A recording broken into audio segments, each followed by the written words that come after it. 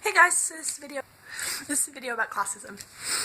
You guys probably saw the video Lex made about classism, if not there's a link to it down there. It covered most of the sort of basic ways in which classism affects us, or how we sort of yield it as a weapon. However, as someone who's experienced a lot of classism, I figured I'd give you my take on it, because it's a very strange one. Okay. So let me just set the scene of me in secondary school. Now, I loved my secondary school. This is not a hit on it or anything. It was the right school for me. However, here's the situation. I grew up on a council estate. My parents have always been working class as shit. And I've followed in their footsteps, I suppose. But the thing with that is, I went to a grammar school. Now, for those of you who don't know what a grammar school is, well, it's got several meanings over here, I suppose, but my grammar school, essentially you had to sit an exam to get in, and only the people, the sort of top, I think it was 130 people who sat it, got in. Something like that. A lot of grammar schools allow you to pay your way in, so there's sort of this idea of them being all rich people and stuff. Now, I didn't think mine would be like that, but it kind of was because of generic middle class privileges, such as people paying for tutors. None of these came into my head until I was much older, so I didn't even really think about them. I just really wanted to get into that school, and I did, so that was nice. But while I was there, I'd noticed little things. Nothing major. Little things like, one of my friends used to tell me that I should be, I was too young to be saving anything, that my parents should be saving more money. Sometimes there's no money to save. I remember another friend telling me that I should just buy better shoes. Now, you've probably seen this post that I reblogged on Tumblr that essentially says the same thing. But shoes are usually the first thing people hit on. They're like, well, why are you buying these £10 shoes every month instead of just buying like a 50 quid pair of shoes and they'll last you a year? Well, because I don't have 50 quid. I'll never have 50 quid to spare. It's like a friend of mine who, how prescriptions work here is, you buy them for £8 a piece, or you can pay a set amount for a year and get unlimited prescriptions, and that does work out a lot cheaper. However, you need that initial money to put down. So my friend is currently spending an absolute fortune on just asthma inhalers because they're having to pay £8 every time because they can't afford to put down this set sum. And every time they ask about it, they're like, well, why don't you just get the yearly one? And they're like, well, I can't. There is no way for me to get this money. I have to pay things out of that money this month. It's a thing that's often overlooked, and I feel like it's one of the easiest ways that we shove classism in people's faces and sort of go, well, you're poor, so you don't matter. The thing that I actually started thinking about was, talking to someone recently, and they were like, well, if you hate your job so much, why don't you just quit it? And it's not the first time I've heard that, but it riles me up more each time. Okay, here are a few things that would happen if I quit my job. 1, I'd have no income.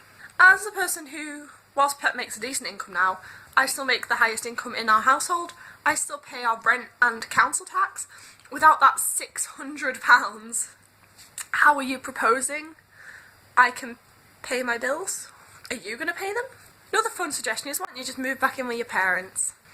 Well, there's a few issues there. Ignoring the fact that I've got a fiancé and we're happy living together alone and we don't want to move back in. Assuming I was fine moving back in with my parents. My parents are also very working class and don't have the money to support another adult in their house. They could only afford to support me as a child because they got child benefits. Therefore, why would I move back? I'd still have to pay money. And even if I move back in with them, you think they're going to support me if I quit my job? Why would you do that? That's just stupid. No, I don't like my job. I don't mind it. It pays my rent. It's not the worst job in the world. But no, I don't like it. Quitting it's not really an option until I have another viable source of income.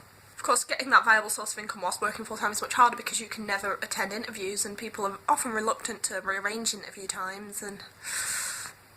yeah.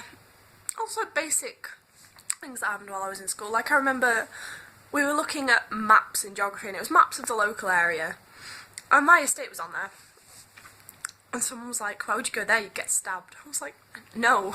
Why would you get stabbed there? We're just poor. It's the entire chavvy narrative that's just got too much shoved behind it. And yes, there are people on my estate who are probably violent. There are people on every estate who are probably violent. I remember my next door neighbour getting stabbed and everyone being really surprised because the person who stabbed them wasn't off our estate but off the very rich estate just up the road. Because your class doesn't define how violent you are, your class doesn't define what crimes you'll commit. It does, however, define how the police force work with you.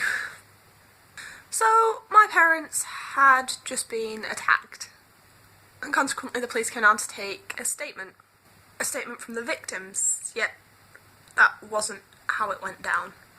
They sat with my parents and they basically implied that it was their fault that they'd been attacked. Now, my parents didn't know these people, they'd never met them before. They were simply trying to walk home. Eventually my mother, who has a degree and is very well educated and very intelligent, told my little brother to record everything they were saying because she was aware that some of the things they were saying were not within the law, and she turned to me and went, "They suddenly got nicer when I did that," and I was like, yeah, because they had to, because they realised that what they were doing was wrong. But it shouldn't have happened in the first place. We shouldn't be assumed to be stupid because we're poor. We shouldn't be assumed to not know enough, to not be worthy of our very basic rights. We should be able to report a crime without it being labelled as our fault, but we can't, because classism is rife. And I'm not even one of the worst victims of it, I'm aware. There are people suffering a whole lot more than me. I've been quite lucky, but classism will continue to affect me, I feel, unless I suddenly manage to succeed at becoming middle class, and even then I feel it will continue to affect my parents and consequently affect me as a result. Please educate yourself on these issues so that you don't perpetuate it as well. Thanks guys, I'll see you later.